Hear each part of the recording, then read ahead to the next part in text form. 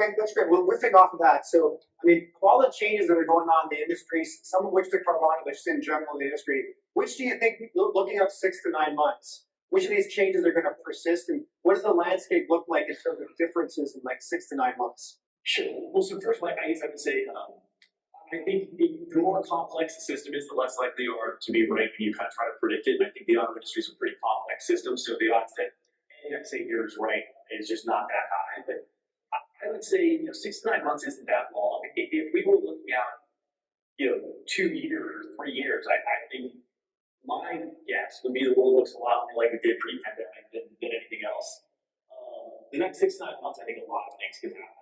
I do think that there have been so many odd distortions in the economy in general that I think in auto in particular over the last 2 years, whether it's car prices shooting the moon or interest rates moving up, demand kind of spiking, probably related a lot to stimulus, and then really kind of dropping down so people get more anxious. I think that there's so many odd distortions happening right now that, to me, my guess is the next year or two is an unwinding of a lot of those distortions. And I think a lot of the things, my view would be a lot of things that many people believe are going to persist and permanent changes that result from what we've all experienced in the last 2 years. I think it's less likely to persist than maybe many others think. I think that we'll kind of head slowly but surely back to a little bit before. Things that we've all learned over the last 20, 30 years of our career were generally true. But right now, we're definitely in a weird spot. Okay, well, that's a good perspective. So my takeaway from that is it's going to look a lot more like 2018, 2019 in the future than it does today. What changes that we've learned over the last 2 years, for industry-wide, are going to persist? So how do you think fundamentally change? And so what do you think is going to look actually different and not just regress back to the way things were run prior to COVID?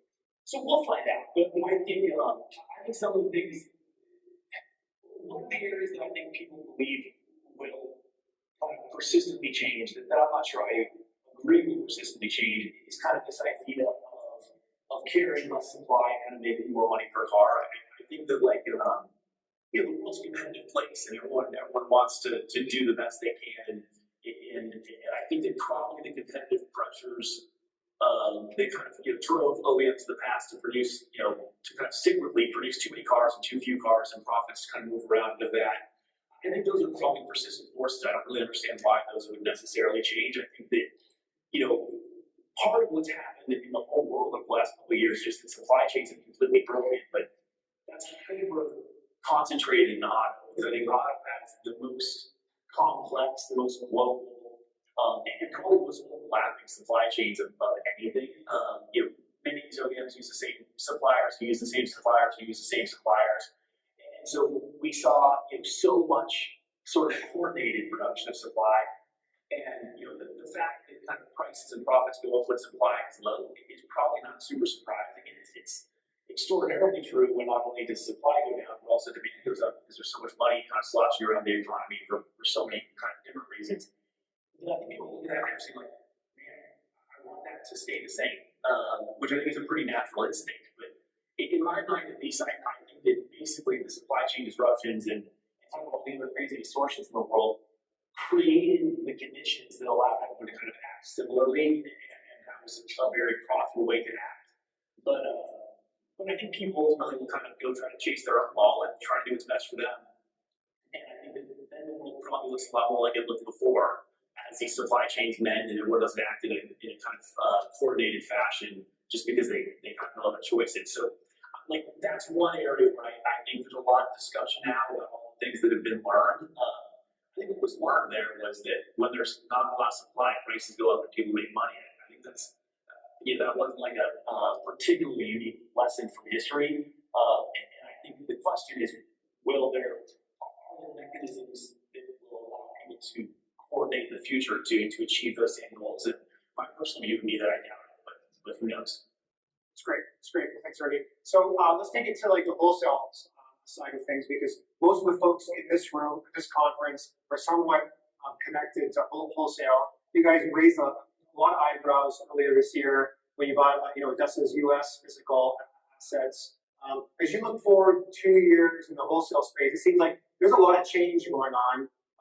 Any thoughts on how you think the wholesale market, auction industry, upsell selling, upstream selling, et cetera, will evolve over the next 2 years?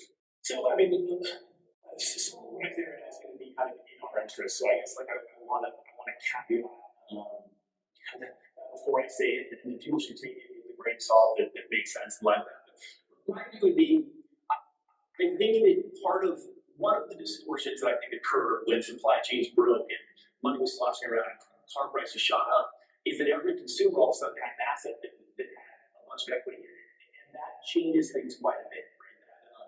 That makes it a lot easier to acquire cars directly from customers. So some of the other impacts we do with the wholesale market is, all of a sudden, there's not enough cars around for rental car companies to get cars, and so they become net buyers out of wholesale channels and sellers. And so I think all these things happen that cause auctions to get a lot less volume and for wholesale prices to go up quite a bit, and for those wholesale prices to also kind of separate from the prices that were available in other channels like direct-to-consumer channels, but also for those kind of direct-to-consumer offers to be so high relative to consumers' expectation that it got a lot easier to buy cars. If a customer paid $20,000 for a car and it's worth $25,000, but they show up and they say, "Hey, will you pay me?" and they're expecting $15,000 and you say $22,000, they're pretty excited about that. And they're probably going to sell it to you. And so I think that led to a lot of kind of working around auctions. With a lot of dealers out there were able to more effectively buy cars from customers because of the fact that car prices shot up so much and things were so different relative to a customer's expectations. And those are sorts of things that I do think that path is going to look like, and I'm not super confident right about this, but I think they'll unwind and normalize. We see car prices dropping really quickly right now. We see, it looks like auction volumes are starting to stabilize and maybe even perform a little bit better than you would expect seasonally as more volume kind of goes in that direction. So my guess is things will start to look a little bit more normal and get a little harder to buy cars directly from customers, because we're going to have kind of like the other side that way. Instead of customers being blown away at how valuable their car is, there's be customers that bought cars the last 2 years and are going to be blown away by how low the bids are on their cars. So my guess is, wholesale slowly but surely kind of starts to move back to where it was before. And there will always be secular change, but I think these typical things will probably unwind, and I don't know the time frame about that. Great, thanks, Rudy. So I'm going to ask you to reflect back on your journey now over the last 10 years. What's been the biggest surprise that you've had over the last 10 years? Oh man, the biggest surprise. I would say something that I was told relatively early in my kind of working career is that everything was going to be hard. There's so many people in the world that if there's a problem we're solving and it's easy to solve and somebody else already solved it, so all the problems that are left are really, really hard. And I think that that's the truth. And I think something that I think has been true throughout this journey, and it's especially true now, is you kind of ride this roller coaster where there are times when it feels like you can do no wrong, and there are times when it feels like you can do no right. There are times when everyone looks at you and thinks you're a genius. There's times when everyone looks at you and thinks that you're stupid. And I just think the truth is usually between all those things. And I think that's kind of the most important lesson. I think the most important lesson is you have to find a couple of things that you really believe that you're not going to stray from, and you have to start building toward those things. And then you have to fight kind of the emotions of the ups and the downs and just kind of keep marching. And hopefully that all kind of works out in the end. And there's many versions of that, but it's people have seen we're a 10-year company, and I think that in the auto industry we may be a little bit differently than we were in say like capital markets or like the venture capital world or that. But we were never like a sexy company. We were a company in Arizona doing something that didn't really make sense. That was asset heavy when nobody liked assets. Trying to sell cars online when nobody believed they would do it. Trying to buy cars online when nobody thought that you'd get crushed. And I think that for a long time, from probably when we started in 2013 when we launched, we started working on it in 2011. From then until I think honestly post-pandemic probably, we were never really like a darling. I think that there was a lot more of those downs and there were ups. And then for the first time, I think COVID hit, and that's just completely smacked us, right? And we were in a position to offer that.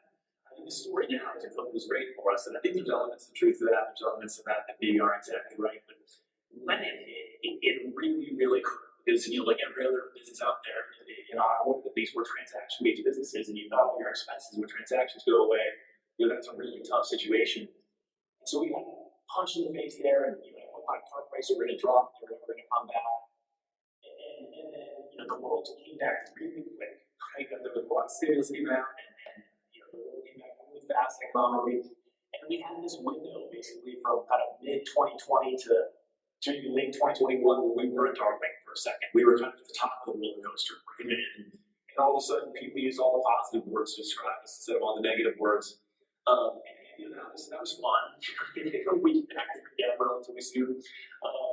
We're now kind of back to a place where we've spent most of our lives, and I think honestly, it's a comfortable place to be. But I just think it's what we're used to, and it's sort of like easier to stay focused and build, and it's easier to get motivated when people don't believe in you than when people do. But I think that's just part of that ride. And I think that one of the major lessons of this whole thing is just the ride moves around more than reality does, and you just got to try to stay steady. That's great. Good insights. So related to that, rewind the clock. Anything you would have done different over the last 10 years? So I think if I get to kind of answer that question in like the cheap ways and be exactly right all the time, then there's a million things I would do differently. But if I can answer that question in the more honest ways, I think when I say honest, I mean more reasonable. Like, what were the choices that we could have made across time? I think, of course, we've made all kinds of mistakes, and we'll continue to make all kinds of mistakes. But I do think overall we've done a pretty decent job, and we've built something that's I think pretty unique and pretty hard to build and deliver something to customers that is different. Different customers like different things, and I think that we're gonna walk out of this, and every day along the way we're gonna carry a bunch of bruises. But I don't think there's a lot of things that I would look back on and say I really think that we just got that completely wrong. There's a lot of things that we got kind of half wrong, but I think it's hard to hold yourself to a standard of always being right. Yeah, great. We got a bunch of texts that have come in, and that's myself in there. So if anyone wants to text questions, I'm gonna start with the softballs, I think here. So we have a question in the audience. What's the biggest misperception our industry has about Carvana? I don't know. I think all the last time you and I, Steve, we were at a different conference and sitting on a panel. And one of the questions that I'll misquote you, so please feel free to correct me. I apologize if I get a little bit wrong, but when you said something along, this is when we were viewed more positively. But you said something along the lines of you were viewed as the Darth Vader of the industry. You're gonna hold that against me forever. Well, I'm not holding it against you. We're good. But I found that just so interesting because to me, this industry is so big, right? Like, we're talking about used, it's 40 million. If we're talking about new plus used, it's on the order of 60 million transactions a year. We're 400,000 give or take right now. That's 1% of the whole thing. And to me, I think when people look at an industry or their livelihood, the way things are done, they look at the way that other people are doing it, things can get really dramatic really fast, and competition can make things a lot more emotional than they kind of need to be. And I think we've got a dream that we're trying to build toward, and we think that what we offer customers is awesome, right? And we think it's differentiated, we think it's unique, and we think that it's really high quality. We think for customers who love this, they're going to love what we do in a way that other people can't provide an experience similar.